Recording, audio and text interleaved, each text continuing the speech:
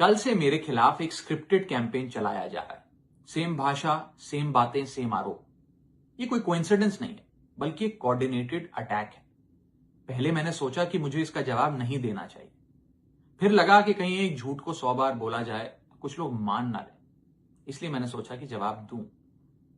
आम आदमी पार्टी ने 3 आरोप लगाते हुए यह कहा कि इन 3 आरोपों की वजह से हम राघव चड्ढा को पार्लियामेंट में बोलने का मौका नहीं देंगे। राघव चड्ढा के पार्लियामेंट में बोलने पर रोक इसलिए लगाई गई क्योंकि उन्होंने ये 3 गलतियां करी। मैं एक एक करके इन तीनों पर आपसे बात करना चाहूंगा। पहला आरोप कि जब ऑपोजिशन पार्लियामेंट से वॉकआउट करता है, सदन से वॉकआउट करता है, तो राघव चड्ढा वहीं बैठे रहते हैं, वो वॉकआउट नहीं करते। यह सरासर झूठ है, सफेद झूठ। मैं चुनौती देता हूं, एक इंस्टेंस, एक दिन ऐसा बताइए जब ऑपोजिशन ने वॉकआउट किया हो और मैंने उनका साथ ना दिया हो, मैं साथ में वॉकआउट नहीं किया हो। और पार्लियामेंट में तो हर जगह सीसीटीवी कैमरा है। आप सीसीटीवी कैमरा निकालकर दिखा दीजिए, दूध का दूध और पानी का पानी हो जाएगा। दूसरा आरोप लगाया कि राघव चड्ढा ने चीफ इलेक्शन कमिश्नर के इंपीचमेंट मोशन पर, यानी कि मुख्य चुनाव आयुक्त को हटाने वाली जो याचिका थी, उस पर साइन करने से मना कर दिया। दूसरा सफेद झूठ। ना मुझे आम आदमी पार्टी के किसी भी नेता ने इस मोशन पर साइन करने के लिए कहा, ना औपचारिक तौर पर कहा, ना अनौपचारिक तौर पर कहा। और आम आदमी पार्टी के राज्यसभा में कुल 10 सांसद हैं, जिनमें से 6 या 7 सांसदों ने इस मोशन पर खुद ही साइन नहीं किया। तो भला इसमें मेरी क्या गलती? खाली सारा दोष मुझ पर ही क्यों मढ़ा जा रहा है?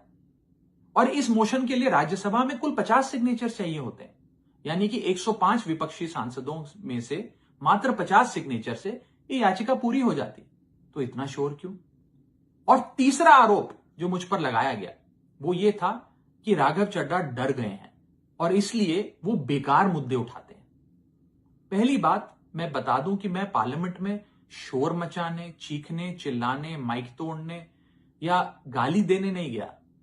मैं वहां पर जनता के मुद्दे उठाने गया हूं, लोगों की बात करने गया हूं। और मैंने कौन सा मुद्दा नहीं उठाया?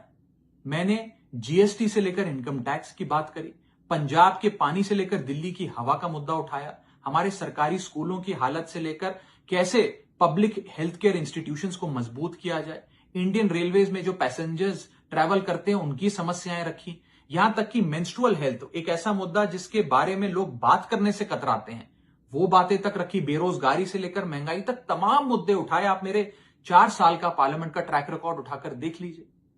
और मैं पार्लियामेंट में इंपैक्ट क्रिएट करने गया हूं, मैं पार्लियामेंट में रकस क्रिएट करने नहीं गया। ये टैक्स पेयर के पैसे से जो पार्लियामेंट चलती है, उस टैक्स पेयर के मुद्दे उठाने में पार्लियामेंट में गया हूं। अंत में मैं बस इतना कहना चाहता हूं कि जो लोग आज मुझ पर आरोप लगा रहे हैं, झूठे आरोप लगा रहे हैं, कि हर झूठ को बेनकाब किया जाएगा और हर सवाल का जवाब दिया जाएगा, क्योंकि मैं घायल हूं।